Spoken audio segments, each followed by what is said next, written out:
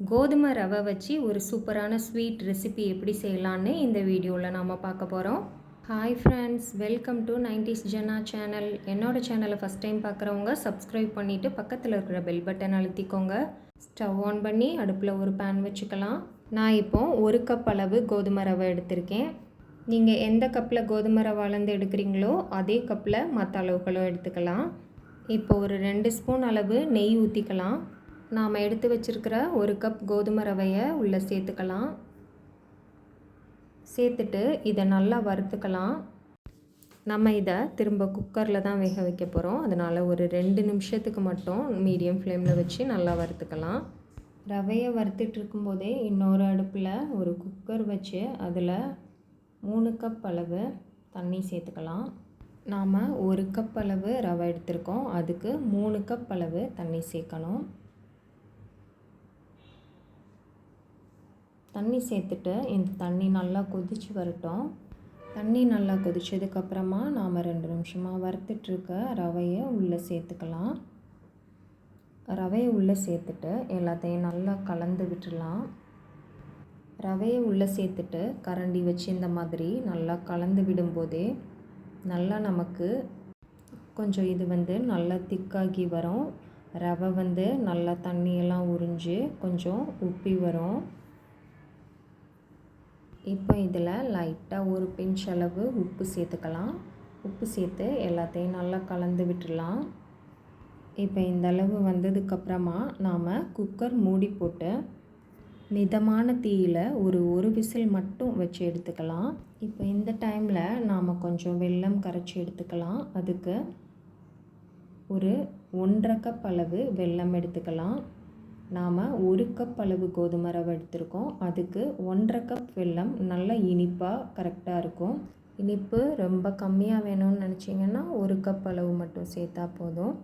இப்போது இதில் ஒரு 1/2 கப் அளவு மட்டும் தண்ணி சேர்த்துக்கலாம். இது வெல்லம் கரைகிறதுக்காக மட்டும்தான் நாம் இந்த ப்ராசஸ் பண்ணுறோம். இதுவே நாம் ஒயிட் சுகர் சேர்க்குறதா இருந்தால் அப்படியே நாம் வேக வச்ச ரவையில் சேர்த்துக்கலாம். இல்லைனா நாம் நாட்டு சர்க்கரை சேர்க்குறதா இருந்தால் தூசு மண் எதுவும் இல்லாத சர்க்கரையாக இருந்ததுன்னா அதையும் அப்படியே ரவையோடு சேர்த்து மிக்ஸ் பண்ணிக்கலாம். இந்த வெல்லத்தில் தூசு மண்ணெல்லாம் இருக்குங்கிறதுனால நான் இந்த மாதிரி தண்ணியில் கரைச்சி எடுத்துக்கிறேன். இது எந்த ஒரு பக்குவமும் தேவையில்லை, ஜஸ்ட்டு நமக்கு எல்லாம் கரைஞ்சி வந்தால் மட்டும் போதும். இந்த அளவு வெல்லத்தை நல்லா கரைச்சி மட்டும் எடுத்து வச்சுக்கலாம். இப்போது ஒரு விசில் வச்சு எடுத்தாச்சு. ரவை பாருங்கள், நமக்கு நல்லா சூப்பராக வெந்து வந்திருக்கு. இப்போ நாம் கரண்டி வச்சு இதை கொஞ்சம் நல்லா மசிச்சு விட்டுக்கலாம். பாருங்கள், நாம் சேர்த்த தண்ணி அளவு ரொம்பவே பெர்ஃபெக்டாக கரெக்டாக இருக்குது. இப்போது இதை நல்லா கரண்டி வச்சு மசிச்சுக்கலாம். ஃபஸ்ட்டு நல்லா எல்லாத்தையும் மசிச்சு விட்டதுக்கப்புறமா ஸ்டவ் ஆன் பண்ணி இதில் நாம் கரைச்சி வச்சுருக்கிற வெல்லத்தை சேர்த்துக்கலாம். இந்த அளவு நல்லா கரண்டி வச்சு மசிச்சு விட்டதுக்கப்புறமா நாம் கரைச்சி வச்சுருக்கிற வெல்லத்தை 2 வாட்டியாக பிரித்து ஊற்றி நல்லா கலந்து விட்டுக்கலாம். ஃபஸ்ட்டு பாதி அளவு வெல்லத்தை சேர்த்துருக்கேன். சேர்த்துட்டு இதை எல்லாத்தையும் நல்லா கலந்து விட்டதுக்கப்புறமா திரும்ப மீதி இருக்கிற பாதியை சேர்த்துக்கலாம். இப்போ மீதி பாதி வெல்லத்தையும் சேர்த்து இதை எல்லாத்தையும் நல்லா கலந்து விட்டுக்கலாம். இந்த 1.5 கப் வெல்லம்ங்கிறது நமக்கு இனிப்பு ரொம்பவே கரெக்டாக இருக்கும், நல்லா இனிப்பாகவே இருக்கும் சாப்பிட்றதுக்கு. கோதுமை ரவை வச்சு ஒயிட் சுகர் எதுவும் சேர்க்காம நாம் செய்கிற இந்த ஸ்வீட் ரொம்பவே ஹெல்த்தியானதாக இருக்கும். இது எல்லாத்தையும் நல்லா கலந்து விட்டதுக்கப்புறமா 1 ஸ்பூன் அளவு நெய் சேர்த்துக்கலாம். நெய் சேர்த்துட்டு திரும்ப நல்லா கலந்து விட்டுடலாம். இது நமக்கு இன்னும் கொஞ்சம் நல்லா திக்காக வரும். அது வரைக்கும் நாம் இந்த மாதிரி நல்லா மிக்ஸ் பண்ணிகிட்டே இருக்கலாம். சீக்கிரமே இது திக்காயிரும், ரொம்ப டைம் எடுக்காது. இந்த மாதிரி கலந்து விட்டுட்டு இதை லோ ஃப்ளேமில் வச்சு வேறு அடுப்புக்கு மாற்றிட்டு நாம் கொஞ்சமாக இதுக்கு தேவையான அளவு முந்திரி பருப்பு வறுத்து எடுத்துக்கலாம். ஒரு பேனில் 1 ஸ்பூன் அளவு நெய் சேர்த்துக்கலாம். நெய் சூடானதும் தேவையான அளவு முந்திரி பருப்பு சேர்த்துக்கலாம். சேர்த்துட்டு இதை நல்லா கலர் சேஞ்ச் ஆகி வர தண்டியும் வறுத்துக்கலாம். இந்தளவு கலர் சேஞ்ச் ஆனதுக்கப்புறமா அடுப்பு ஆஃப் பண்ணிடலாம். இப்போ நமக்கு கோதுமை ரவை நல்லா கரெக்டான பக்குவத்தில் ரெடியாக இருக்குது. இப்போ இதில் ஒரு 1/4 ஸ்பூன் அளவு ஏலக்காய் பொடி சேர்த்துக்கலாம்.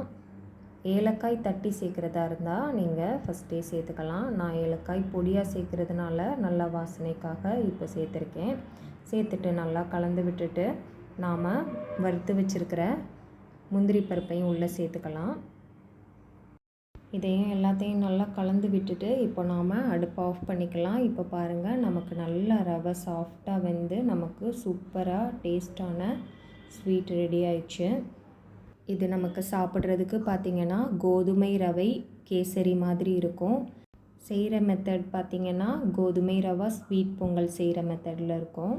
இந்த மாதிரி பாருங்கள், ஒரு குழிக்கரண்டியில் எடுத்து கீழே வச்சோன்னா நல்லா ஒட்டாமல் அப்படியே விழும். இது சூப்பரான கரெக்டான பக்குவத்தில் இருக்குது. டேஸ்ட்டு சூப்பராக இருக்கும். கண்டிப்பாக எல்லோரும் இந்த ஹெல்த்தியான ஸ்வீட்டை ட்ரை பண்ணி பாருங்கள். ட்ரை பண்ணி பார்த்துட்டு எப்படி இருக்குன்னு சொல்லி எனக்கு கமெண்ட் பண்ணுங்கள். என்னோடய சேனல் பிடிச்சிருக்குன்னா லைக் பண்ணுங்கள், சப்ஸ்கிரைப் பண்ணுங்கள். தேங்க்ஸ் ஃபார் வாட்சிங்.